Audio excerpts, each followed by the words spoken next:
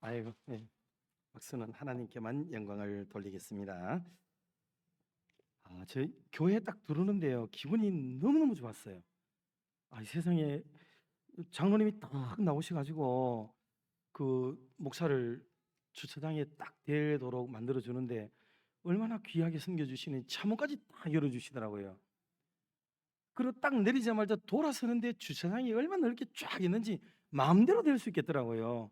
그리고 차를 대면은 좀 불편할 수 있잖아요. 좀 거리도 있고 이럴 수 있는데 여기는 얼마나 넓은지 마음대로 그냥 막 대도 될 수 있을 정도로 넉넉한 공간을 주시고, 교회로 들어오는데 차 밖에서부터 횡단보도 건너가는데 넥타이만 딱 입고 양복 웃도리 벗고 지나가시는 분이 안녕하세요 그 인사하고 막 지나가요. 처음 보는데 그 인사를 하시고, 로비에 들어오는데도 또 인사하시고, 에스 뭐죠 엘리베이터하고 약간 거리가 먼데도 불구하고 또 인사를 해주시고, 제가 올라오는데 인사를 8-9번 받은 것 같아요. 원래 남들이 모르는 사람이 오면은 아르비로 이래 째려보거든요. 이렇게 견적을 뽑아보고 사람이 어떤가 이래 보고 이러잖아요. 근데 너무너무 좋은 거예요. 그래서 주차장을 딱 대는데도 안심이 되고, 예배당에 들어오는데도 안심이 되고, 담임 목사님을 딱 만났는데 목사님 진짜 얼마나 인격적으로 좋은지요. 자기하고 내하고 언제 봤다고, 얼마나 친한지요. 정말 목사님의 그 나이는 저보다 어릴 것 같아요. 후배고 정말 제 마음에는 존경의 마음이 막 생겨나더라고요. 여러분 진짜 좋은 목사님 모신 줄 믿습니다. 만나자마자 장로님 자랑, 교회 자랑을 늘어놓는데 올라오기 직전까지 자랑하다가 그거 듣다지 몰랐어요 제가요. 여러분 이 정도로 자신이 섬기고 있는 교회에 대해서 확신을 가지고 있고 자신감을 가지고 있고, 그리고 그 말씀의 내용들은 목사님도 대접을 받아도 되고 또 이만한 교회를 섬기고 있으면 의시될 수도 있지만 참 이렇게 겸손하시고 자기 자랑은 하나도 없고 교회 자랑, 장로님 자랑, 성도님들 자랑만 쭉 늘어놓더라고요. 여러분 요즘 이런 목사님들 보기가 쉽지는 않아요. 그래서 이렇게 후배 목사님이 목회하고 있는 목회 현장을 봐도 또 안심이 되고, 뭐 전부 안심이 좀 다 돼요 이렇게. 그리고 대경 남전도회 연합협의회, 대구 경북 남전도 연합협의회 임원들도 장로님들 한 분 한 분이 다 귀하고, 또 담임 목사님에게는 은사와 같이 여겨질 수 있는 귀한 장로님들 그동안 섬겨주시고 바라지해 주신 그런 장로님들도 소개를 해주셨는데 한 분 한 분이 얼마나 귀하고 감사한지. 그래서 설교자의 마음이 풀어지고 녹아지도록 만들어주는 것만큼 여러분 좋은 게 없거든요.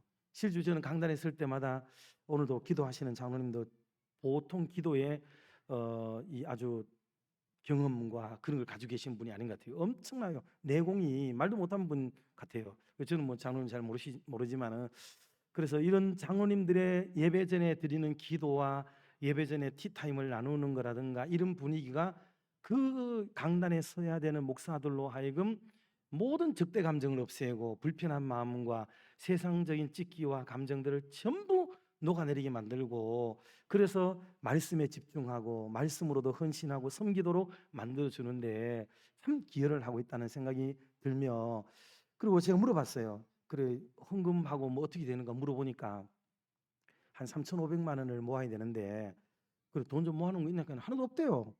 하나도 없대요. 그거 어떻게 할 거냐 그러니까 한 회기 안에 다 하시겠대. 그래 본인들도 내고 뭐 등등 해가지고 그렇게 요량을 가지고 기도하면서 하시겠다는 말을 듣고 앞뒤는 없으시구나. 그렇지만 선한 뜻을 품고 계시는 참 귀한 장로님이시다 생각이 들고, 회장님이 집사님이신데 참 겸손하게 이 일에 수중 드는 것을 보고 참 감사한 마음이 들었습니다. 사랑하는 성도 여러분, 오늘 예배를 드리고 말씀을 나누고 하는 동안에 저와 여러분의 마음을 하나님이 어루만져 주시고 또 안심교회를 향하여 기대하고 계시는 주님의 마음이 또 속 시원하게 이루어드리고 하나님이 우리 몸된 교회를 볼 때도 안심스러움을 느끼실 수 있도록 만드는 그런 복된 예배의 한 시간 되기를 진심으로 소망합니다. 잠깐만 기도드리고 말씀 나누겠습니다. 하나님, 가장 죄 많고 부족하고 연약한 종을 불러 세우셔서 이 한 시간 이 놀라운 강대상에 서서 하나님의 말씀을 전하도록 해 주셨습니다. 무게감이 큰 강대상입니다. 하나님의 말씀을 사모하는 성도들이 반짝이는 두 눈과 열려진 마음으로 기대하고 계시오니 오늘도 가장 부족한 종을 기계와 나팔로만 사용하여 주시고 성령 하나님 역사하여 주시고 마음을 열어주시고 은혜를 주시고 가르쳐 주시고 깨닫게 하여 주시고 한 분 한 분의 심령을 어루만져 주시옵소서. 거룩한 하나님의 목적을 하나님 이루어 주시옵소서. 예수님의 이름으로 기도드리옵나이다. 아멘. 네, 우리 앞뒤 좌우로 서로 인사 한 번만 나누겠습니다. 착하게 삽시다. 예. 여러분, 교회는 착하게 사는 곳일까요? 착하게 산다는 것을 강조하는 게 교회일까요? 되게 한국 교회로서는 받아들이기가 어렵습니다. 착하게 산다라는 것은 힘들어요. 왜 그러냐면 우리 개신교회 혹은 개혁교회는 1517년 10월 31일 독일의 위텐베르그 성당에 칼 루터가 95개 조항을 써놓고 그때 당시 개신교라고 볼 수 있었던 교회는 오직 하나였죠. 지금으로서는 캐톨릭 또는 천주교라고 하는 교회의 신부님들과 그런 고위 성직자들을 향하여 토론 한번 해보자 하고 벼룩박에다가 붙여놓은 것으로 시기내 가지고 종교개혁의 시발점이 이루어지게 됩니다. 그때 당시 그들이 내걸었던 많은 문제들이 99개 조항이 된다 그러잖아요. 그런데 그 중에 가장 큰 문제는 뭐냐? 그는 구원론에 대한 문제예요. 사람이 구원을 얻는데 어떻게 얻어야 되느냐라는 문제죠. 그때 당시 루터와 그의 친구들하고 이런 분들이 뭐 벼락을 맞은 이야기, 성전 계단을 오르내리다가 은혜를 받아서 깨달음이 와서 오직 의인은 믿음으로 말미암아 살리라 하고 믿음으로 사는데 그때 당시까지만 하더라도 교회 안에는 성사 고회를 통하거나 신부님이 벌을 주거나 벌금을 내거나 행위에 대해서 회초리를 들거나 그리고 곤혹스러운 계단을 기게 만들거나 중노동을 시키거나 각종 어려운 문제들, 그래서 몸으로 체득하고 고초를 겪게 만들므로 행위적인 어떤 일들을 통해서 그들의 죄가 씻음받고 사면이 되어지고 하는 방식을 간간히 또는 노골적으로 취한 까닭에 생각이 있었죠. 사람이 구원을 얻으면 행위와 그리고 믿음으로 구원 얻는다. 이 두 가지를 다 받아들이게 된 거예요. 그런데 이 종교 개혁자들이 깨달아지기는 사람이 구원을 얻는 것은 오직 믿음뿐이지 행위는 아니다라는 데 생각을 하게 됩니다. 그래서 이것을 거부하면서 일어났던 종교 개혁이었고 그것이 지나서 지금 1517년이니까 올해까지가 한 500~8,000년 정도 될 거예요. 그리고 긴 세월이 지나는 동안에 개혁 교단에서는 끝없이 우리는 반복해서 교리에 입각해 가지고 교회는 착하게 사는 것이나 행함으로 사는 것이 아니고 오직 믿음으로만 산다라는 한 결을 가지고 지금까지 지내고 있습니다. 그런데 이것이 근래에 와가지고는 다시 돌아보니까 믿음을 강조한 나머지 믿음 일변도에만 빠지게 된 거예요. 그리고 사람의 행위와 선행과 착하게 사는 일들에 대해서 너무 도외시하고 교회 안에서는 착하다는 말을 할 때마다 인간은 착한 게 없다, 모든 사람은 악하고 죄를 지었고 하나님의 영광에 이르지 못하고 선한 일을 한다고 구원을 받는 것도 아니고 이런 가르침이 너무 팽창되어져 있다 보니까 교회는 착하게 사는 곳이 아니고 믿음으로만 살면 된다고 생각하는데 이르게 되었습니다. 그러면 그 결과가 좋으냐? 예, 좋은 것도 있고요. 그건 치명적으로 나쁜 것도 있죠. 왜? 지금은 돌아보니까 온 세상 사람들이 소원이 뭐냐? 기독교회가 없어지면 좋겠다. 이 위선스러운 기독교회만 문을 닫고 교회만 없어지면 좋겠다. 그리고 성경을 필독서가 아니라 금독서로 정해가지고 읽지 않도록 하면 좋겠다. 그래서 예수쟁이가 없는 세상을 살고 싶다. 왜? 예수 믿는 사람이 무슨 사회적인 문제가 나오면은 정치인이라도 가보면은 뒤에 장로님, 미안합니다, 여기 계신 장로님들은 아니에요. 그다음 또 뭐 걸렸는데 가보면 큰손 권사님, 또 누가 뒤먹고 갔는데 보니까 집사님, 또 뭐 교회에 무슨 횡령을 하고 난리를 쳤는데 보니까 목사님, 뭐 이런 식으로 온 교회에 대한 내용들이 세상을 휘젓고 있는 겁니다. 그러니 믿음은 다 좋아요. 그분들이 믿음 좋습니다. 울고불고 기도하고 여러분 믿음으로 말씀으로 막 살아가는 그런 사람이에요. 성령 충만해서 살아간다니까요. 그런데 착하게 사는 데는 안 되는 겁니다. 왜? 그동안에 배운 게 믿음이면 되거든요. 죄를 아무리 지어도 얼마나 도덕적으로 흠결이 있든지 다른 사람과 더불어 불편하게 살든지 이런 건 하나도 중요 안 해요. 왜? 우리는 구원받았으니까. 또 우리는 구원받으니까. 그리고 교회에는 착하게 살아라는 가르침 자체가 소멸되어져 버렸습니다. 소멸되어져 버렸어요. 그다음 얼마나 믿음이 좋은가만 보면 돼. 그러니 여러분 지금 대단히 죄송한데 우리는 지금 다 지금의 모습으로는요 거의 지금 준 천사들이에요. 너무너무 좋으세요 다. 예, 굉장히 좋습니다. 근데 진짜 우리의 속사람까지 하나님 앞에 건강하고 그리고 우리 안팎이 이렇게 좋을까라는 물음에는 우리 각자가 알아요. 내 자신은 나는 알죠. 남들은 몰라도 남들은 우리 각자를 좋게 볼 수 있어요. 그러나 내 자신의 양심까지는 속일 수가 없는 거죠. 그리고 오늘 우리들은 믿음 일변도에 빠진 한국 교회에 경종을 울리는 심경으로 오늘 말씀을 좀 계속해서 나누고 싶은 거예요. 그래서 오늘 제목이 뭐라고요?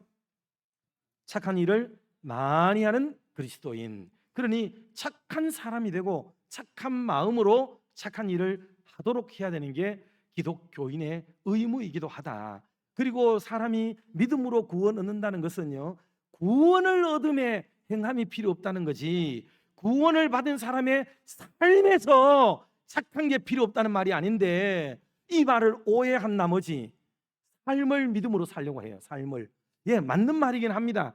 그런데 삶은 여러분 착하게 살아야 되는 거예요. 믿음은 하나님 앞과의 관계성 속에서 하나님을 신뢰하고 하나님을 의뢰하고 하나님께 구원적 믿음으로 하나님과의 관계는 관계해야 되지만은 사람과 사람 사이 우리가 사람을 일을 대하고 교회를 섬기고 할 때 이 모든 면에서 믿음도 필요하지만은 언제나 믿음이 한쪽 발이라면 다른 한쪽 발은 착한 일이에요. 이 두 가지가 보조를 맞춰야 됩니다. 믿음과 행함과 믿음이 이게 양발이 돼야 걸음이 잘 됩니다. 그런데 전부 깽깽이 걸음하래요. 믿음 지쳐가지고 할 수도 없고 안 되는 겁니다. 그래서 믿음 일변도로 빠지면은 교회는 신비주의로 가게 돼 있어요. 그렇다고 이게 착한 일만 계속 강조하면은 인본주의로 빠져가지고 좋지 못한 믿음이 되는 거예요. 그래서 건강하고 균형 잡힌 믿음을 위하여서 믿음의 삶을 위해서는 하나님을 향하여 신앙의 마음을 가지고 사람과 이웃을 향하여 착한 삶을 살아가야 되는 이 균형 잡힌 소위 밸런스가 잘 맞아떨어져야 건강하고 좋은 교회가 된다 하는 거죠. 근데 오늘 안심교회는 와보니까 제 마음에 이 두 가지의 균형이 굉장히 잘 잡혀 있다는 것을 첫머리에서 제가 여러분에게 잘 보이려고 인사드린 게 아니에요. 저는 여러분들 누군지도 모르고 여러분들도 저를 피차간에 모릅니다. 그리고 알아야 될 필요도 없고 오늘 설교 끝나면 저는 그냥 가쁘면 그만입니다.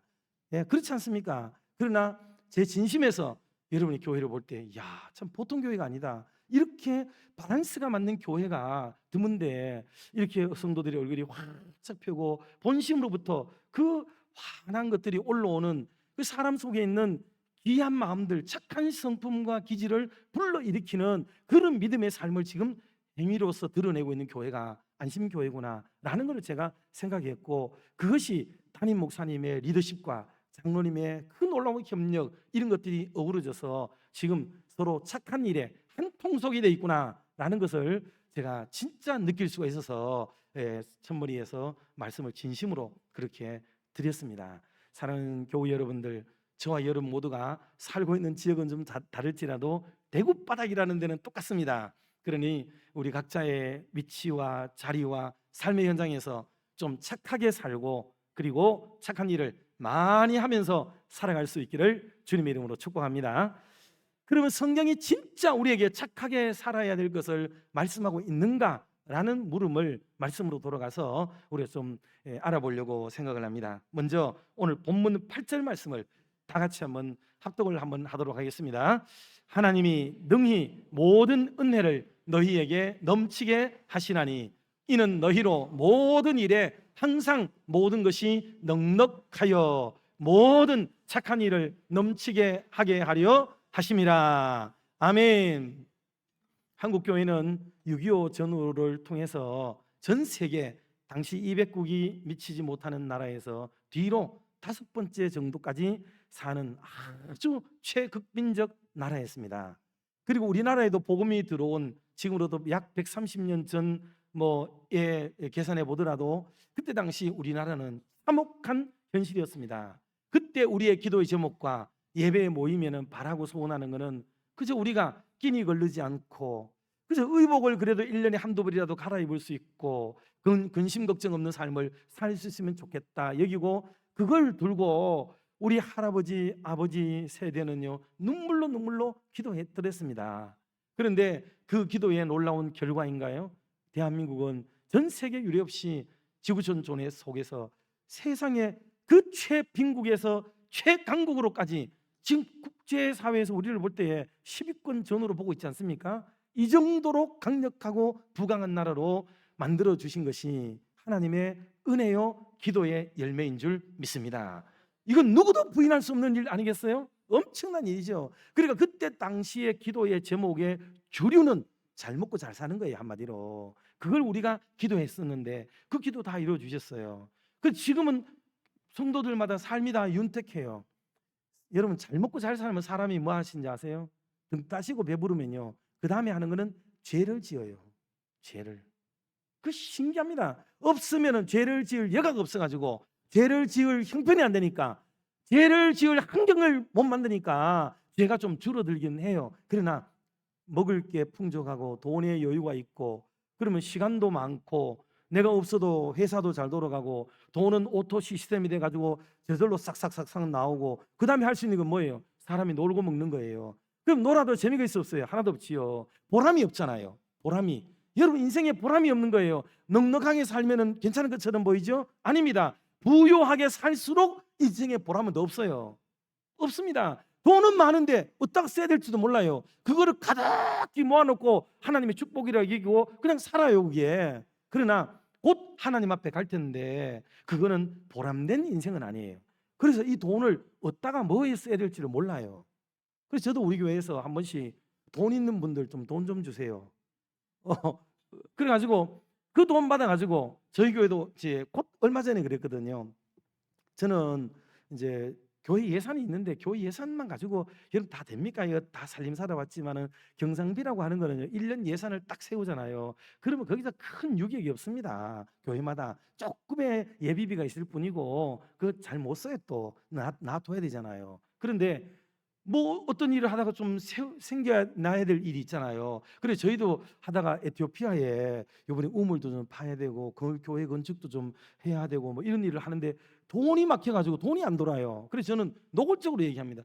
이번에 돈이 좀 필요한데 돈 좀 주세요. 제가 돈이 좀 필요합니다. 그랬더니 성도님들이요 다 돈을 걷어줬어요. 본인들이 300만 원, 500만 원 막 이래가지고 이번에 아프리카에 저희들도 1,500만 원 들여 우물 파고 뭐 기타에도 하고 여러 가지 하고 교회 물품도 좀 사고 뭐 그다음에 우리 장로님들도 이번에 그 12분이 됐는데 가운이 없어가지고 그렇거든요. 1년에 뭐 두세 번밖에는 안 입지만 그래도 세례 나갈 때는 또 써야 되니까 그래도 1년에 대여섯 번 쓰는데 그 가운도 좀 만들어야 되고 성가대 단체복을 한번 해야 되는데 한 99벌에서 100벌 정도를 한꺼번에 모아놔야 되는 돈이 500만 원 넘어요. 그리고 이걸 누가 하겠노 싶고 뭐 까지 교회가 돌파해야 될 일들이 많은데 이걸 안 되는 거예요. 그래서 부탁을 드렸는데 돈이 수천만 원이 모아졌어요. 그래서 왜냐하면 성도님들은 돈은 있는데 어디다 써야 될지 몰라요. 진짜 그렇거든요. 사랑 성도 여러분은 돈 장롱에 다 넣어놓는다고 여러분도 좋을 것 같지요. 그냥 내가 많이 가지고 있다라는 생각 이외에는요 아무것도 없어요. 그런데 이것을 하나님의 나라에 저축한다 생각하시면 마음의 기쁨과 즐거움이 있어요. 그래서 저희 교회는 아까 장로님이 칭찬해 주셨으니까 궁금해하니까 제가 말씀을 드리면 저희 교회는 하드웨어 선교를 좀 열심히 하고 있습니다. 하드웨어 선교란 교회를 건축하는데 많이 쓰여지는 것, 사택 짓고 학교 짓고 병원 짓고 그다음에 뭐 차량을 사준다든지 노트북 사준다든지 오토바이를 사준다든지 하는 물리적인 하드웨어를 하는 일에 저희 교회가 헌신을 많이 해요. 그것도 해왔는데 한 160개 교회 정도 단일 교회가 진짜 안 놀래주시네. 이거 이 정도로 들으면 이 정도는 그래도 해줘야 이게 예의 아니겠습니까? 그래서 한 단일 교회가 160개 교회 정도를요 이렇게 해가 예. 예. 여러분 때때로는 엎드려 절 받아도 괜찮습니다. 그래서 지지난해 총회장님으로부터 우리 교회가 상도 받았어요. 너무 감사하고, 그렇다고 소프트웨어 선교, 즉 사람을 양육하고 가르치고 훈련하고 이러한 일은 하지 않느냐? 그렇지 않습니다. 저희들도 협력 선교사님들 수십 명 돕고 있고 계속 열심히 합니다. 그런데 이걸 자랑하려는 게 아니고 이분들이 어떻게 할 수 있느냐 하는 얘기예요. 어떻게 할 수 있느냐? 그거는 성도님들이 아버지 장례를 치르고요. 아버지 장례를 치르고 들어온 돈에서 옛날에는 한 500만 원만 해도 지었습니다. 실제로. 지금은 돈이 좀 뭐 이렇게 조금 더 올라가요. 한 2천만 원 정도는 줘야, 또 3천만 원 가까이는 줘야 좀 좋고, 특히 저희 교회는 특히 오지에 많이 합니다. 오지에 아무도 찾아가지 않는데 지금까지 그 마을이 생긴 이래로는 대한민국 사람이 처음 왔다, 막 이렇게 얘기할 수 있는 곳에도 많이 갑니다. 그런데 가면 강점이 뭐냐? 가는 데는 힘들고 어렵지만은 돈은 적게 들어요. 그리고 그 마을에는 영향력은 얼마나 좋은지, 교회는 교회만 쓰는 게 아닙니다. 교회는 문화적인 공간으로, 모든 사람들의 회집된 결의에 찬 곳으로, 그리고 나무 밑에서 공부하던 아이들이 주중에 계속 교회 와서 공부를 하게 되고, 문화행사, 결혼식, 장례식 등을 비롯해서 그 시골 마을에서는요 예배당 하나 잘 지어놓으면 그것은 온 동네의 정신적 모체가 되어지고 거기에 모여가지고 다 하는 거예요. 그러니 교회 하나로서 역할은 주일만 주로 하지만은 평소에는 다 쓰는 거예요. 그리고 신불신간에 교회 문을 드나들게 되어지고 그 일들이 놀랍습니다. 놀라워요. 그래서 물론 도시나 큰 교회도 하고, 또 대경 남전도회, 또 경북 남전도회, 또 뭐 등등 여러 또 이웃 교회하고 해서도 한 열 몇 개 정도는 연합해서 하는 것도 있습니다. 이렇게 해서 하는데 성도님들이 이 마음을 모아주는 거예요. 어느 해 제가 이제 안식년을 교회에서 주셨어요. 그래가지고 안식년을 가라고 돈도 주는데 갈 틈이 없는 거예요. 갈 틈이 계속 선교 일정이 잡히니까. 그래가지고 저희한테 으름장 올라와요. 장로님들이 그 선교행 저 안식년 안 가면은 그 교회 돈 다시 내세요 그거, 뭐 이러더라고요. 하겠다는데 다음 주에 가겠다고. 그래가지고 급히 갔어요. 그래 갔는데 참 그 저희 가족들이, 저희 엄마도 여자고요. 요즘은 남자는 여전히 밝게 되더라고요.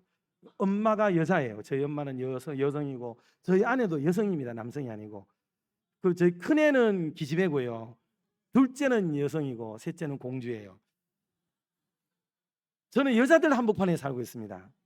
그래가지고 안식년이 되었는데 온 식구들 데리고 호주를 사실 갔어요. 호주를. 거기 할머니가 계셔가지고 인사도 드릴 겸 그렇게 찾아갔는데, 가자마자 가는 날 상사가 터진 거예요. 상사가. 그래가지고 권사님 한 분은 돌아가셔가지고, 그래가지고 저는 옛날에 지금 현재 있는 우리 교회에 그 부임을 하게 된 사유가 있습니다. 그 잠깐만 얘기 드리면은 왜 우리 교회로 오게 됐느냐 하면, 그때 당시 경북노회였는데 경북노회의 목사회에서 해외여행을 간 거예요. 싱가포르, 말레이시아, 또 인도네시아, 이 3개국을 이렇게 가는 여행 코스가 있잖아요. 갔는데 싱가포르 구경 잘하고 말레이 건너갔다가 인도네시아에 막 도착을 했어요. 얼마나 찝찝하고 꿉꿉한 날씨에 저녁에 샤워를 하려고 그러는데 전화가 걸려왔어요. 그때는 삐삐 핸드폰 핸드폰 없어요. 삐삐라든가 이런 것만 있는데 해외 연락이 잘 안 됩니다 그거. 근데 우리 사모가 같이 가진 않았는데 어떻게 추적해가지고 내가 딱 그 시간에 호텔 들어온 줄 알고는요, 우리 교회에 나온 지도 얼마 안 되는 분이에요. 그때 도기중앙교회 있을 때인데 이분이 돌아가셨다고 연락이 온 거예요. 미치겠는 거예요. 그러면 적당히 이웃교회에 불러가지고 장사 지내면 되지, 그 멀리 있는 데까지 연락하려면 어쩌란 말이에요. 그래 안 들으면 괜찮은데 듣고 나니까 문제가 되는 거예요. 아유, 그래가지고 그 밤에, 그 늦은 밤에 다시 항공사로 배를 타고 건너오고 비행기를 급히 잡고 대구 공항에 떨어져 가지고 도계라는 지역까지 택시 잡아가지고 막 타고 내려갔는데, 그 다음날 아침에 딱 도착해가지고 입간부터 시작해가지고 예배를 집례를 하게 돼요. 그런데 그때 당시 목사님들은 의견이 반반이었어요. 야, 참 잘한다. 참 저 김 목사 진짜 잘한다. 참 누가 저리 하겠노? 이래 말하는 분도 좀 있었어요. 그런데 어떤 분들은 별나다. 아이고 지 혼자 못 하나. 뭐 저래 그것까지 쫓아가노 이 해외까지 사모도 저것 참 글러먹었다 막 이런 얘기가 막 나와요. 근데 그때 딱 장로님 한 분이 거기 있어요. 왜냐하면 회계를 맡아가지고 그때는 장로님이 계셨어요. 그 장로님 한 분이 그 일들을 다 지켜봤어요. 그 장로님이 누구냐? 지금 우리 교회 원로 장로님이에요. 그걸 딱 보고는 이 목사를 데려와야겠다 해가지고 그래서 제가 대구 칠곡중앙교회 픽업대가 왔어요.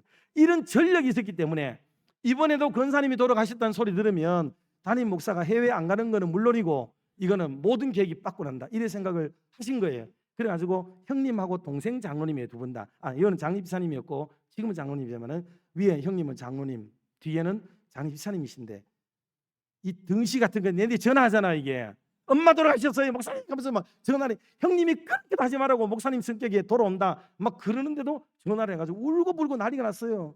그래가지고 제가 진짜 안식년을 가야 되느냐 말아야 되느냐 이것 때문에 너무너무 고민이 된 거예요. 그래 원로 장로님이 저를 데리다 놓은 원로 장로도 전화하고 차석 장로도 전화하고 장로들 한 3명이서 그냥 가세요 그냥 가세요 막 전화 오는 거예요. 그래서 저도 장로님 저 진짜 갑니다 그래가지고는 갚았어요 그냥. 왜냐하면 비행기가 1,000만 원 이상 그 항공 티켓 걸어놨고요. 전부 여자들만 있어가지고 먼저 보낼 수도 없고 이게 보통 문제가 아닌 거예요 이게. 그리고 짐보따리 전부 김치하고 막 이런 거 한국 음식 다 싸놔가지고 그 무거운 거를 들고 와야 되는데 여자들 아무리도 안 되거든 또. 그래가지고 정말 형편은 그렇지만 그랬어요. 그래 갔는데 잠이 안 오는 거예요. 장례를 어떻게 되는지 진짜로 걱정이 되더라고요. 그리고 집사람하고 상의했어요. 여보 장례 끝날 때까지 우리 꼼짝도 하지 말자. 내가 마을 앞에 있는 그거는 우리로 말하면 공원 있잖아요. 마을에 있는 공원. 거기만 나가서 사진 한 방 찍고 들어오고 가만히 집에 그냥 있었어요. 장례 끝날 때까지. 끝나고 난 뒤에 장로님이 인데서 전화가 먼저 걸려와요. 목사님 우리 6남매가 모여가지고 의논했는데 어머니 이름으로 교회 하나 건축해 주세요 그러시더라고요. 제가 그날 막 펑펑 울었어요 진짜. 목사님의 목회에 권사님이 살아생전에 정말 지원하고 응원하고 싶었는데 그거 못하고 가셨는데 엄마의 장례비 나온 거 이거 쓰고 남은 돈인데 그 얼마 그 어떻게 보면 작고 어떻게 보면 큰데 1,200만 원이에요. 1,200만 원인데 이거 우리 6남매가 의견 통일했습니다. 목사님 돌아오시면 하겠습니다 하고 그리 얘기를 해요.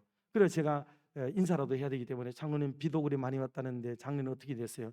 걱정하지 마세요. 여기는 햇볕은 쨍쨍입니다. 막 이러는 거예요. 나중에 알고 보니 비가 막 억수로 왔어요. 와가지고 막 제가 뉴스는 들었거든요. 그랬는데도 거기는 괜찮았다고 거짓말했는데 자 이게 지금 원로 장로님 한 분의 또 모습이었어요. 이 교회가 전방위적으로 장로님들의 헌신과 인내와 희생과 성도님들의 동의 때문에 어떤 집에는 불나가지고 여러분 이게 보험을 받았어요. 그 보험을 가지고 교회를 건축한 데가 있고요.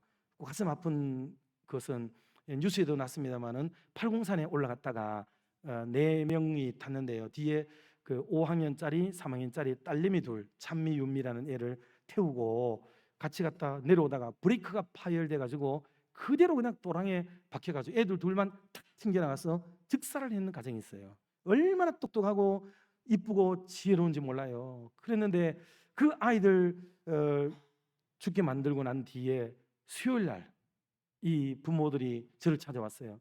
찬미 윤미 앞으로 들어갔던 교육보험인데 목사님 이제 이거 들어갈 필요가 없어요. 960만 원 제가 찾아왔습니다 하고 꺼내왔어요. 그래서 그걸로 목사님 이거 우리 애들 이름으로 어디 교회 하나 해주세요. 그래가지고 중국 운남성에 강력향이라고 하는 지역이 있습니다. 그때 당시 지진이 확 지나갔는데 교회가 파괴된 곳이 몇 군데가 있었어요. 그중에 한 교회에 동맹교회 장로님 한 분 1,000만 원하고 우리 1,000만 원 맞춰 2,000만 원 가지고 교회를 정말 잘 지었습니다. 그리고 헌당 예배 가서 이 얘기를 온 성도들 다 했어요. 그랬는데 그 이종 마을의 사람들이 눈물을 펑펑 흘리면서 이제 우리가 이 교회를 아끼겠다, 찬미 윤미를 위해서 기도하겠다, 이 성전이 보통으로 지어진 게 아니라는 걸 우리가 알았다라고 하면서 그날 예배가 얼마나 눈물바다가 되고 은혜가 넘쳐났는지 몰라요. 여러분 이런 얘기는 160개에 가까운 교회를 지었으니까 사연이 말도 못합니다. 그럴 정도로 헌신한 사람들에 의해서 이런 놀라운 일들이 이루어졌는데 이건 정말 하나님의 은혜였고 온 성도님들과 장로님들의 전적인 그런 순종과 헌신으로 이루어졌고 담임 목사는 오직 핸들링만 잡고 핸들링만 한 것뿐이에요. 핸들만 잡고 방향만 잡았을 뿐인데 장로님들이 이렇게 솔선하고 모범을 보여주셔가지고 이 놀라운 일들을 이룩하게 되었던 거죠. 그래서 하나님께 영광이 될 줄로 믿고, 사랑하는 성도 여러분, 우리가 살아가는 너간에 착한 마음과 순종하는 마음을 가질 때에 이런 역사가 일어난다는 것을 우리는 기억을 해야 되겠습니다. 이제 빠른 속도로 몇 가지 말씀을 좀 드리겠는데요. 그러면 우리가 신앙생활을 오늘도 하고 있는데, 여러분 우리가 지금 보고 있는 이 성경책, 성경 말씀을 우리에게 왜 주셨다고 성경은 말했죠? 성경을 왜 줬어요 우리에게? 성경을 왜 주셨을까요? 자, 에베소서 2장 10절 말씀을 우리가 같이 한번 합독을 하도록 하겠습니다. 우리는 그가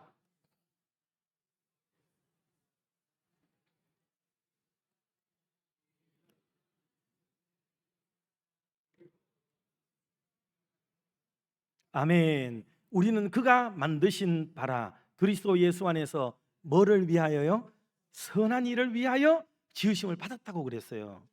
다시 말씀드리면 한국 교회가 착하게 선하게라는 단어를 교회 안에서 배제하기 시작했습니다.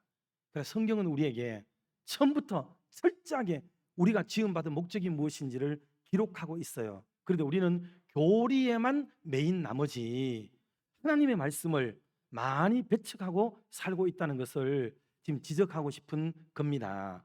저도 주일학교를 다녔기 때문에 이 구절 앞에 이거 걱정이 딱 되는 거예요. 아니, 하나님의 영광이라고 하지 않았나? 우리가 지음 받은 게 하나님의 영광이지. 신학교 들어가서 소요리 문답을 봐도 제1문1답이 그거예요. 사람의 제일 되는 목적이 무엇이뇨? 사람의 제일 되는 목적은 하나님을 영화롭게 하는 것과 영원토록 그를 즐거워하는 것이다 라고 배우고 있는데, 아니 어떻게 착한 일을 하라고 선한 일을 위해서 지원을 받았다고 하지? 이 충돌이 저에게는 일어나더라고요. 그런데 주일학교 교육은 무섭습니다. 너무너무 중요해요. 그래서 마태복음 5장 16절 말씀을 여러분 같이 한번 합독하겠습니다. 이같이 너희 빛이 사람 앞에 비치게 하여 그들로 너희 착한 행실을 보고 하늘에 계신 너희 아버지께 영광을 돌리게 하라. 아멘. 주일학교 때 배웠던 외웠던 암송 구절이었어요. 이게 번개처럼 지나가면서 그래, 하나님의 영광을 드러내는 게 맞지. 하나님의 영광과 착한 일은 모순되는 게 아니고 하나님의 영광을 드러내되 어떻게 하라고요? 착한 행실을 보고 하늘에 계신 하나님께 영광을 돌리게 하라 그랬는데, 우리는 모든 교회마다 하나님의 영광 입만 띄면 하나님의 영광인데 착한 행실은 빼놓고 하나님의 영광을 하고 싶은 거예요. 하나님의 영광을 드러내는 데는 마음도 편하고 부담도 없고 관념적인 거예요. 이게 철학적으로는. 그러니까 돈도 들어가지 않아요. 그래서 하나님의 영광은 너무나도 입방아를 찢듯이 말을 하지만 착하게 사는 거는 손해를 봐야 되고 뭐를 줘야 되고 쉽지가 않아요. 그래서 우리는 부담이 되는 신앙의 일체의 행위를 벗어버리고 오직 아무런 부담도 없는 하나님의 영광을 위하여, 거룩한 하나님의 영광을 위하여, 여러분 이런 말만 합니다.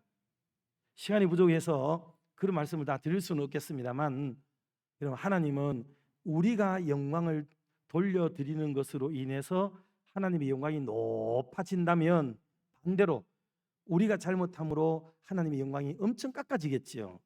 하나님이 그렇게 영광을 취하고 있지 않습니다. 신학적으로는 하나님은 하나님 자신의 영광을 위하여 스스로 광채를 발하고 영광을 드러냅니다. 하나님 스스로가 영광을 드러내는 게 중요해요. 그래서 하나님은 빛 가운데 계셔요. 어느 누구에 의해서 영광이 손실되는 것도 아니고, 솔직히 어느 누구의 애씀과 헌신으로 하나님의 영광이 막 쑥 그래프가 올라가고 여러분 들쭉날쭉하고 엎치락 뒤치락하고 오르락내리락하고 그런 하나님의 영광은 사실 신학적으로는 아니에요. 그러나 신앙적으로는 우리의 삶에서 하나님의 영광을 먹든지 마시든지 드러내려고 하는 방향성을 지니는 것은 대단히 좋다 볼 수가 있습니다. 자, 어쨌든지 오늘 우리들은 착한 행실을 많이 해서 하나님의 영광을 드러내는 그런 성도님들과 교우들 또 교회가 되기를 주님의 이름으로 축복합니다. 그런데 여러분 착한 일을 하는 게 좋아요? 착한 일을 당하는 게 좋아요? 하는 게 좋아요? 예, 아이고 진짜 감사합니다. 진짜 안심이 되네 이게는. 그런데 여러분들 제가 한번 물어볼게요. 여러분의 자녀가 장학금을 받아오는 게 좋아요? 장학금 내는 게 좋아요?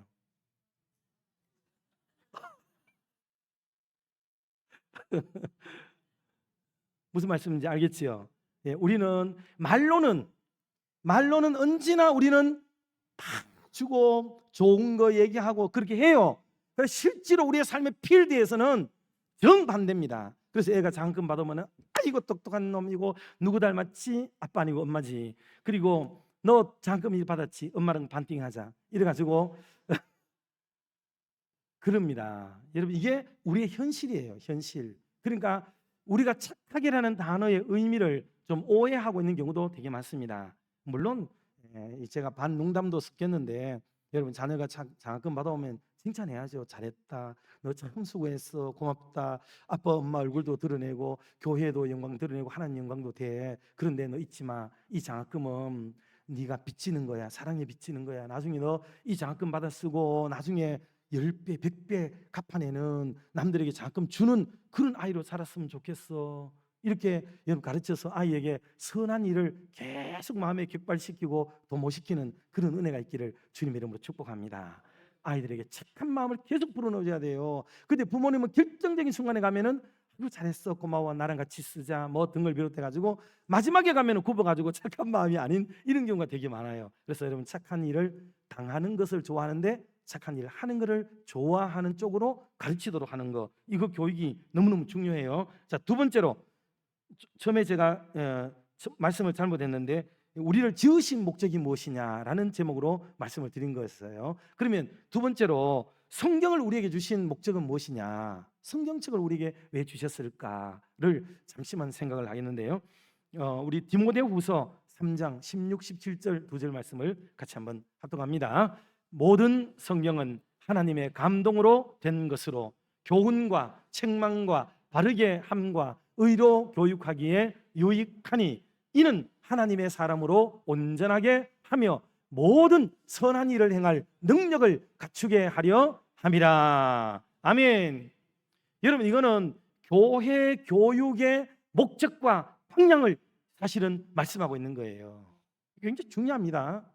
그런데 우리는 주일학교 아이들을 가르치면서 착하게 살아야 돼, 너는 착한 일을 행할 능력을 기르는 아이가 돼야 돼, 이렇게 가르쳐요? 아닙니다. 믿음으로 살아야 돼. 믿음으로 계속 어릴 때부터 믿음으로 자꾸 얘기합니다.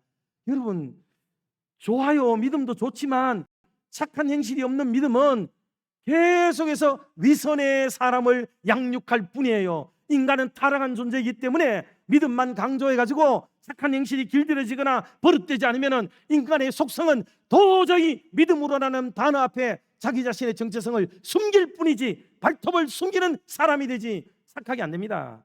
그래서 아이들에게 잘 가르쳐요. 방석 정리도 시키고 신발 정리도 시키고 어른들 보면 인사라고 가르치고 그렇게 해서 아이들에게 착하게 살도록 아이들을 가르쳐야 됩니다. 교회가 착하게 살라는 교육을 하지 않는다면 어디서? 절에서? 이슬람 모스크에서? 여러분 어디에서 착하게 살라고 가르쳐야 되겠습니까? 하나님의 교회가 아이들을 양육할 때 다음 세대들에게 착한 아이들로 양육하시기를 주님의 이름으로 축복합니다. 저는 우리 교회에서 아이들에게 철저하게 이걸 가르칩니다. 착한 일을 행할 능력을 배양해야 된다. 예수를 믿은 지 오래됐는데도 착한 일을 베풀 자리가 되보세요. 전부 고개 픽픽 돌립니다. 버스 타보세요. 사람은 본능적으로 아이나 어른 할 것 없이요 딱 창밖을 봅니다. 어른이 딱 타거든요. 어른이 타면 창밖을 봐요. 우리는 착한 일을 회피해요. 절대로 착한 일에 맞서지 않습니다. 어서 오세요. 옛날에는 다 했잖아요. 옛날에는 다 그렇게 했잖아요. 무거운 책가방 2중 3중으로 쌓는 한이 있더라도 주변 사람들의 상황을 봐가면서 착한 마음으로 살았다고요. 근데 교회가 계속 잘못된 믿음 일변도에 빠지면서 착한 일을 하지 않기 시작해요. 주암산이 가까이 있지 않습니까? 저희들도 신학교 다닐 때 여기를 자주 오내리고 막 철야도 하고 내려오고 했는데 어느 날 이른 아침에 눈 부시시 해가지고 버스 타려고 내려오면은 권사님들인지 집사님들인지 그런 분들이 그득하게 서가지고 버스 타려고 있어요. 그런데 그 버스 정장 옆에 담벼락이 이렇게 있는데 보면 애호박을 누가 심어놨어요. 애호박을. 그래 요게 여물어 가지고 요래 두 개가 이런 몸은 있는데 어떤 권사님이 똑똑 따가지고 하나님이 아침거리를 주셨다 그러면서요 요걸 가방에 딱 넣어가지고 퍽퍽 끓여가지고 자기 신랑하고 드시겠다고 가져가시더라고요. 여러분, 이게 별것 아닌 것처럼 보이지만 우리의 삶의 현장에서 거의 대부분 우리는 일상적인 것에는요 믿음이라는 것이 있다고 생각하기 때문에 착한 일을요, 나쁜 일이라도 아무런 양심의 가책조차도 안 받아요. 이게 지금 현실 한국 교회 성도들의 마음 자세예요. 착한 것은 씨앗도 없어요 지금. 여러분, 이게 얼마나 심각한지 아세요? 이것뿐만 아닙니다. 교회 안에 자자하게 이런 얘기를 하려면 끝도 없습니다. 여러분의 교회만 괜찮지 지금 한국 교회는 심각합니다. 심각해요. 그래서 착한 마음이 격동돼야 돼요. 이게 일어나야 됩니다. 그렇지 않으면 우리의 예배는 허공을 치고 우리의 기도 소리는 메아리가 될 뿐이고, 여러분, 우리는 잘못된 믿음으로 갈 수가 있다고요. 이것을 꼭 기억해서 우리가 착하게 아이들을 양육하는 쪽으로 기울이는 것이 좋겠습니다. 자, 세 번째까지만 말씀 좀 드려야 될지 모르겠어요. 예, 자, 양과 염소를 가르는 기준이 뭐냐 하는 건데요. 이건 신학적으로 조금 예민한 부분이 있어서 말씀을 끝까지 좀 잘 들으시면 좋겠습니다. 먼저 마태 25장 32절에서 36절 말씀을 잘 아는 내용이지만은 한 번 더 합독하겠습니다. 모든 민족을 그 앞에 모으고 각각 구분하기를 목자가 양과 염소를 구분하는 것 같이 하여 양은 그 오른편에 염소는 왼편에 두리라.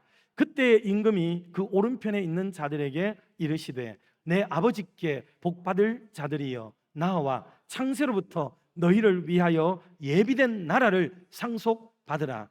내가 줄일 때에 너희가 먹을 것을 주었고 목마를 때에 마시게 하였고 나그네 되었을 때에 영접하였고 헐벗었을 때에 옷을 입혔고 병들었을 때에 돌보았고 옥에 갇혔을 때 와서 보았느니라. 아멘.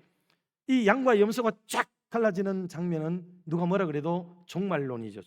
종말에 되어질 일을 보이고 있습니다. 그런데 이 본문을 두고 성경을 여러분 해석할 때는 방법이 여러 가지 있다 그랬죠. 하나는 신학적으로 보는 방법이 있습니다. 그런 조직 신학적 입장. 그다음에 성경 본문을 본문대로 해석하는 주경 신학이 있습니다. 그리고 역사 신학, 실전 신학이 있는데 역사와 실전 신학은 여기서는 좀 배제되고, 그러면 조직 신학적으로 지금까지 바라볼 때는 어떻게 했느냐 하면 예수님을 믿었던 사람들은 오른쪽에 있게 되고 양이 되는데 마지막 날에 주님이 불러서 천국에 들어간다는 스토리예요. 이렇게 로드맵이 딱 잡혀집니다. 그리고 왼쪽에 있는 사람들은 예수님을 믿지 않다가 염소가 되는데 이들이 나중에 지옥에 들어간다는 이런 로드맵을 딱 가지고 있죠. 그런데 본문 자체에서는요 예수님을 믿어서 왼쪽에 갔다 오른쪽에 갔다는 말이 나와요? 안 나와요? 안 나옵니다. 그래서 이거는 조직신학이라 그래가지고 다른 성경에서 인출해가지고 이 본문으로 가지고 온 거예요. 그래서 다른 성경에 보니까 예수를 믿어야 구원 얻는다더라 라는 구절을 취해서 이 본문에 넣음으로써 조직신학적 해석이 완성되어서 이렇게 우리는 오른쪽에 양이 되어서 예수님을 잘 믿다가 천국 간다는 얘기가 완성이 되는 거예요. 이 조직신학적으로는 물론 맞습니다. 그렇게 하면 되는 거죠. 근데 주경신학이라는 것은 본문 안에 텍스트 안에서 내용을 가지고 해석을 해야 되는데 본문에는 눈을 씻고 찾아봐도 예수님을 믿었다 안 믿었다는 내용이 안 나와요. 이게 그러니 이 구절 성경 해석이 불가능해요. 개혁주의자들은 이거 해석 안 합니다. 그냥 착한 일, 선한 일을 하자는 쪽으로만 얘기해요. 그래서 지금 오늘 목말라 하는 사람에게, 굶주린 사람에게, 그리고 헐벗은 자에게, 옥에 갇힌 사람들에게 와서 보고 도와주고 하는 이 일련의 일들은 다 뭐가 될까요? 이것은 착한 일이 되겠죠. 선한 행실이 됩니다. 그러면 저인데 도전할 수 있어요. 아니 목사님, 그러면 착한 일을 한다면 착한 일을 하면 구원 온단 말이잖아요. 지금 그 해석이 이거 심각한 문제 있는 거 아닙니까? 이렇게 도전할 수가 있어요. 예, 그렇게 말하면 심각해집니다. 사람이 그걸 통해서 구원 얻는 건 아니에요. 그러나 반대로 생각해 보세요. 여러분, 이스라엘 민족이 출애굽을 하게 되는데 하나님 앞에 십계명을 출애굽하기 전에 받아요? 출애굽한 이후에 받아요? 후에 받죠. 그 십계명을 지킴으로 구원 얻습니까? 아니면은 구원 얻은 사람이 십계명을 지키는 겁니까? 구원 얻은 사람이 지키는 거잖아요. 그 출애굽을 한 사람이 십계명을 받아서 구원 얻은 사람답게 하나님의 백성답게 살아야 되고 새로운 땅 가나안에 가서 살아야 될, 정착해서 살아야 될 하나님의 말씀으로 받은 게 계명이에요. 그런 것처럼 오늘 이 마태오 25장에 나오는 이 본문의 말씀도 이것을 통해서 구원을 얻는다, 구원을 받지 못한다, 이 얘기를 다루고 있는 게 아닙니다. 하나님의 말씀 앞에 예수님을 믿고 구원을 받은 사람이라면 당연히 나타나야 되는 게 뭐라고요? 선한 행실, 착한 행실이라는 뜻이에요. 그러나 반대로 나는 믿음으로 구원 얻었다고 자부심과 긍지를 가지고 있지만 도무지 그의 삶에서 착한 구석이 나타나지 않는 사람을 보고 구원 얻은 사람이라고 말할 수 있느냐? 없어요. 왜? 야고보서는 말했잖아요. 내 행위를 내게 보이라. 사람이 행함으로 구원을 얻는 게 아니고 믿음으로 구원 얻지만은, 그러나 구원적 믿음이 제대로 되는지 안 되는지는 행함으로 보이라 하잖아요. 행함으로. 행함이 없는 믿음은 그 자체가 뭐라고 그랬어요? 죽은 것이라. 행함이 없는 믿음을 가지고도 나는 믿음이 있다, 구원받았다, 여러분 이렇게 강조해서는 안 된다는 말입니다. 행함이 없는 믿음인지 내가 구원 얻은 믿음인지 구원 못 얻는 믿음인지를 검산해 보세요. 검산. 그게 뭘로 나타난다고요? 행함이 따르느냐를 보면 알아요. 도무지 나는 행함은 없는데 돈 안 드는 믿음만 풍성하다, 여러분 그 거짓말입니다. 그거 속지 마세요. 자기 스스로가 자기를 속이는 거예요. 자기 체면을 합니다. 요즘 유식한 말로 자기가 자기를 가스라이팅 하는 거예요. 잘못된 겁니다. 그러므로 내 삶의 현장에서 내가 착한 일을 할 수 있는 기회가 왔을 때 여러분 그거를 외면하지 말고 그 일에 여러분의 마음이 믿음 안에서 동료되고 움직여지는 역사가 일어나기를 주님의 이름으로 축원합니다. 네, 말씀을 정리하겠습니다. 여러분 이 외에도 사실은 제가 방송실에도 드린 말씀들이 굉장히 많습니다. 그렇지만 오늘 이 정도에서 빨리 마치는 게 피차간에 더 은혜가 될 것 같아서 마치겠는데, 여러분 이 뒤로 성경을 신약성경 읽어보시면요, 매 장마다 착하게 선하게라는 단어가 나오지 않는 장이 거의 없을 정도로 뒤에 가면 다 나옵니다. 여러분 성경은 어떤 열매 맺으라 그랬는지 기억하세요? 예, 선한 열매. 어떤 말 하라 그랬어요? 선한 말 붙이면 돼요, 그냥요. 그리고 어떤 일꾼 되라고 그랬다고요? 어떤 청지기 되라고요? 어떤 싸움 싸우라고요?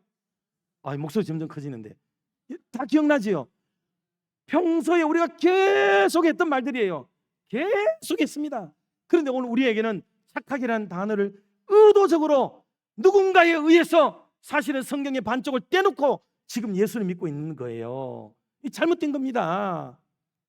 그러므로 선한 일로 구원을 얻을 수는 없지만, 구원을 얻는 것은 아니지만 구원을 얻은 사람이라면 그의 삶에서 반드시 선한 열매가 맺혀져야 된다는 것은 분명하다는 것을 오늘 우리가 기억을 해야 되겠습니다. 하나님은 어떤 분이시죠? 선하신 분이에요. 하나님 한 분 외에 선한 분이 누가 있습니까? 예수님은 어떤 분이세요? 이거 아리까리하죠. 한마디만 하면 다 압니다. 예수님은 어떤 목자시죠? 다 알 줄 알았어요. 근데 우리는 엮어서 생각하는 게 훈련이 안 됐단 말이에요. 이 말은 지금 지어낸 말이 아니잖아요. 여러분 이 말은 우리가 계속 배워오던 한국교회 정통신앙입니다. 예수님은 선한 목자세요. 그런데 그 선한 목자를 따라가는 우리들이 착하지 않게 산다고요? 그 무슨 논리입니까? 성령님은 어떤 분인지 혹시 아세요? 성령님은 갈라디아서에 그랬습니다. 너희 속에 착한 일을 시작하신 이가 예수 그리스도의 날까지 이루실 줄을 확신하노라. 아멘. 요한복음 마지막으로 올 성경 그것만 한번 보겠습니다. 자, 사도행전 10장 38절 한 절만 보고 마치도록 하겠습니다. 제일 마지막에 사도행전 10장 38절. 자, 같이 합독합니다. 하나님이 나사렛 예수에게 성령과 능력을 기름 붓듯 하셨음에 그가 두루 다니시며 선한 일을 행하시고 마귀에게 눌린 모든 사람을 고치셨으니 이는 하나님이 함께 하셨습니다. 아멘.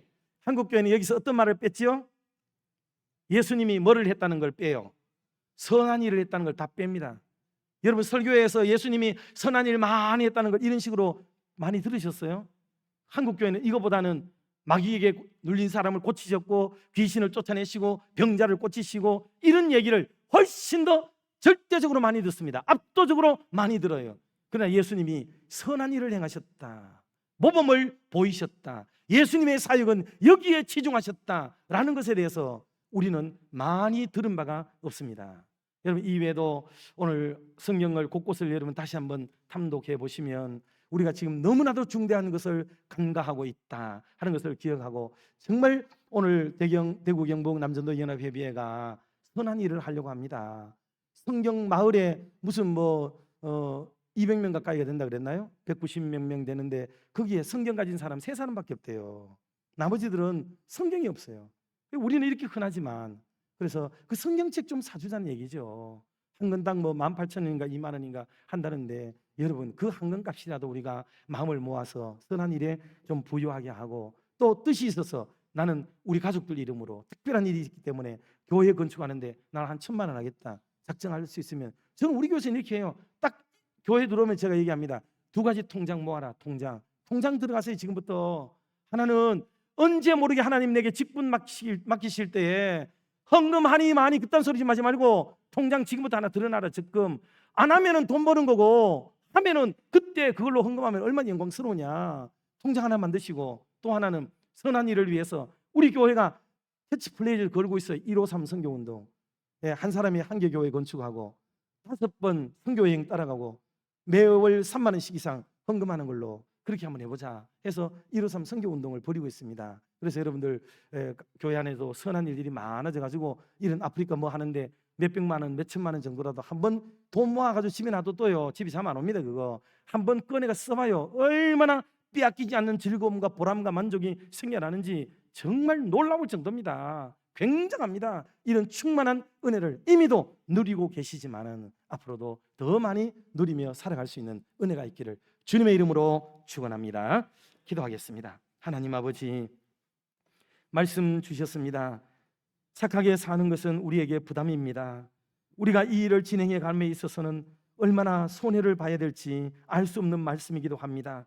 그저 믿음으로 살아라, 막연한 얘기, 묘연한 얘기, 하나님 정말 우리에게 부담이 없는 얘기, 이런 얘기만 들려주면 좋겠는데 우리의 것을 소진하고 꺼내고 바치고 드리고 섬기고 해서 하나님의 영광을 드러낸다는 사실은 하나님 우리가 피해갔던 길이었고, 이거는 생각지 않고 있었던 부분이기도 합니다. 하나님 우리에게 어떻게 살아야 될지를 말씀해 주셨는데, 우리 속에 일어나는 이 충돌을 이겨내고 기어이 믿음으로 승리하고 하나님의 큰 역사에 쓰임바 되어지는 인물들 되게 하여 주시고, 그 언젠가 우리가 주님 앞에 서고 혹 주님이 우리 앞에 불현듯 오실 때에 칭찬받고 인정받는 믿음의 종들 다 되도록 역사하여 주시옵소서. 특별히 안심교회 얼마나 아름답고 건강하고 행복한 교회인지 한눈에도 알아볼 수 있습니다. 귀한 담임 목사님 모시고 훌륭하신 장로님과 더불어 더없이 아름다운 그런 신앙의 생활을 잘하여서 좌우지편에 위치한 수많은 교회로부터 칭찬과 인정과 박수와 갈채를 한몸에 받는 아름다운 교회 되게 하시고, 이로 인하여 하나님께